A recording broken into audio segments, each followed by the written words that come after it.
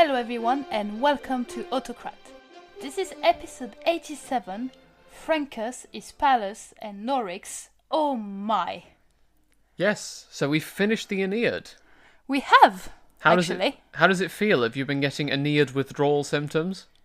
Well, I still just can't believe the story ended up like it did. It felt anticlimactic. A little bit. But we will be seeing how Aeneas gets on after the Aeneid, but not this week. Okay. You might have figured that out from the title, because I thought we'd take the opportunity, now that the Aeneid and indeed all the epics are behind us, to have a quick pause. Okay. Think of this as the podcast equivalent of a pit stop, listeners. Relax. Yeah, if this was a television series, this would be one of those filler episodes. Yes, exactly. That people enjoy but think, well, that was fun. It's just low pressure. Yeah. Loosen your tie, listeners. It's fine. We won't notice. Right, go on. We might do. Anyway, so let's see some related stories of foundation events from across Greek mythology, a little bit like the stories of Odysseus, or Ulysses as he is now, and Aeneas. So first up is Francus. Have you ever heard of this man? Nope. It's fine, I doubt his own mother's heard of him. Now, the main source for his story is something called the Franciade, or the Franciade, I'm not sure how you're meant to say that. The France story. Alright. This was published in 1572 and was written by Pierre de Ronsard for Charles IX of France and dedicated to him. This story claims that the French kings actually descend from one Francus, son of Hector. I've heard that story, actually. Have you? Yes. Oh. What did they teach you about it? I'm not sure I remember what they taught me about it at school, but it sounds familiar. Wow, okay. Well, along the way, let me know if there's any bells ringing when I Yeah. go through this. Now, I mentioned he's called Francus, this man. However, when he was young, he had a different name. That name is Astyanax. You don't remember who Astyanax is, do you?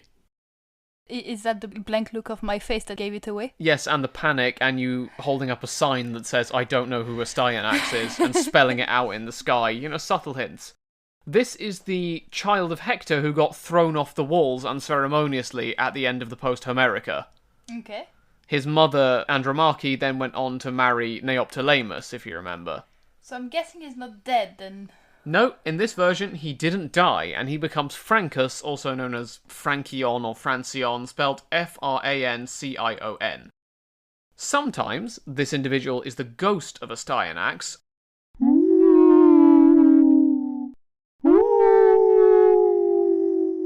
Ghost noises.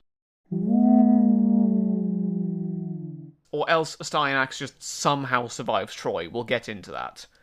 But alternatively, he might be instead Laodamas, the second son of Hector, and therefore Astyanax's younger brother. Makes sense? We've got two brothers, either of whom could be Francus. Right, sure. But in either case, you've got a grandson of Priam who goes on to found France. Because regardless of who exactly he is, his mission is to create a new kingdom on the other side of the Danube, which is the predecessor of France. Slight problem though. Astyanax died. At the end of the post-Homerica, he was super dead. We don't get really an explanation in the primary sources of ancient Greece for why or how Astyanax survives. However, 15th and 16th century works tell us that Andromache essentially holds another kid instead of her son when the Greeks come barging in, so her son can be hidden, dooming that child to be thrown off the walls but saving the actual Astyanax. A mother's choice. Yeah. Ronsard, instead, goes with the idea that Jupiter made a fake Astyanax out of clouds, and that one got thrown off the walls. Either way, he survives. Now, Astyanax, or Francus, eventually makes his way to France with what are now the Franks.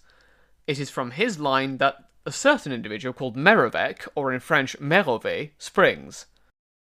This is the founder of the so-called Merovingian dynasty that rules until the year 751. Now, why do we get this story, you might be thinking? Incidentally, ring any bells? A little. Nice. It still sounds familiar. Yeah. Just a bit like very old flashes of my history teacher telling us this cool story. Oh, yeah. So they just said, France comes from Francus. Something like that. Just very old memories of a cool story, but I would have been in primary school, so... Yeah, okay. I genuinely wasn't expecting you to recognise this, so that's cool. Well, this story comes from the fact that the French, as well as other nations, try to stretch their history back to ancient times, and I think I've got another example of this coming up in a few episodes. Okay. Now, this legend of Francus was made up by the Merovingians, but is particularly hardy and survives well through the ages. The idea is basically that, just as Aeneas founded the Romans, Francus created the Franks, putting them on a level, in a way. So, that's Francus. Pretty quick story. The second of the three we have today is an individual called Hispalus. Yeah, and I'm gonna tell you about him. Oh, okay. Fair enough. You hijacked my episode, I hijacked yours. Ah, you stole my Hispalus. I did. This was apparently a son of Heracles. In this version of the legend, he is apparently the son of Osiris. Right, so Heracles is the child of an Egyptian god. Yeah, why not? I can almost hear Diodorus leaning in going, "It's all Egypt!" He fought against the sons of Geryon, remember who that is? Something to do with the labours? The three-bodied man from one of the labours. Oh, yeah, yes. He ruled Spain and everything. Okay, so these sons are now ruling Spain. Yep. But not anymore, because now they're dead. He then made himself master of Spain and gave its rule to Hispalus. Nice. I mean, Hispalus, Hispania, Spain. Yeah, it's almost as subtle as the French going, Francus, I wonder what that could become. Yeah. His nephews then succeeded to the crown of Navarre. Right, isn't that one of those small little kingdoms in the Pyrenees? It is. Yeah. We get this story from the Jesuit of Avignon in about 1600. Okay. They were responsible for receiving Marie de Medici into the city. Okay, Do you know who Marie de Medici is? She is the wife of Henry IV of France and the mother of Louis XIII? Yes. Great. And of course you should know that since you wrote this. I did write this. I'm just hijacking talking about it. Nice. So they decide to flatter her husband, Henry IV of France. Okay. And on the basis of this story, they call him the Gallic Hercules. Right. By the way, Yeah? Henry IV was king of Navarre before becoming king of France. So, line of flattery makes sense. Oh, so we're basically saying, "You're so great, you're a descendant of Hercules, please don't burn our city to the ground." Nice. Yeah. Well, Hijack over. yes, hijack over, because now we've got the third mini-story of today. This is an individual called Norix. Again, he's supposed to be a son of Hercules or Heracles, whichever pronunciation you prefer. The story goes he came from the region round Armenia and founded Austria. Basically, he conquered a bunch of territory in Central Europe and gave Austria and Bavaria to his heirs. Now, in the same vein of ridiculous claims around Austria, it's also claimed that Julius Caesar founded Vienna, and it gets its name from the fact that he stayed there for 2 years, or a biennium. You see, biennium, Vienna, it's that kind of... Yeah. Now, other than this, I cannot find anything more except what our fellow podcaster, The History of the Germans, covered in one of his episodes. Basically, Norix founds Austria, which in the ancient world was known as Noricum. Okay. So, these are 3 examples of nations claiming ridiculous Greco-Roman mythological origins for themselves using barely imaginative names for their founders. At least Aeneas wasn't just called Italicus or Romus. However, speaking of Aeneas, we will get back to him next episode, and I hate to say this, you might need to sit down. I'm already sitting down. You might need to sit down even more.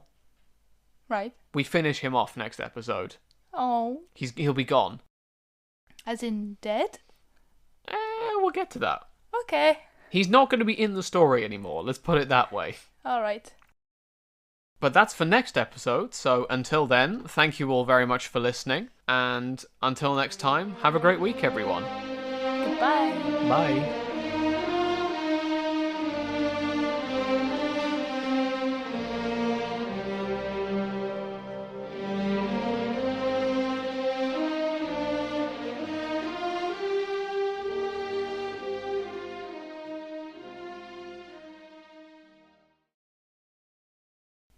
So what do you think of that? That's quite fun. But it does sound familiar, the first Yeah. story. I'm genuinely impressed. Because we did do mythology at school and we did learn about the Odyssey and the Iliad and stuff a long time ago. Yeah. So we must have learned about like comparison. Yeah, maybe. Because it sounded familiar. I just love that More than I thought it would. I just love that it's actually present in modern France still in some way. Not that they believe it anymore to the same extent they would have done under Charles IX, but it's interesting. Or may have done under Charles IX. I didn't look into that. Anyway.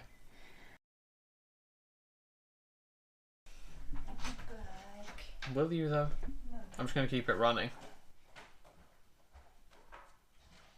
So, listeners, my co-host has just gone out for a bit. I don't know what I'm saying. We're doing Francus today, but my co-host doesn't know that yet. What else? I mean, I'm looking forward to talking about Livy a bit more in future, the historian. That should be fun. Yeah, there's some crazy stories in the Roman kingdom period that I'm currently researching that I had no idea about, and I am excited to talk about, because, oh boy, it gets crazy. Am I just filling in time here? Probably.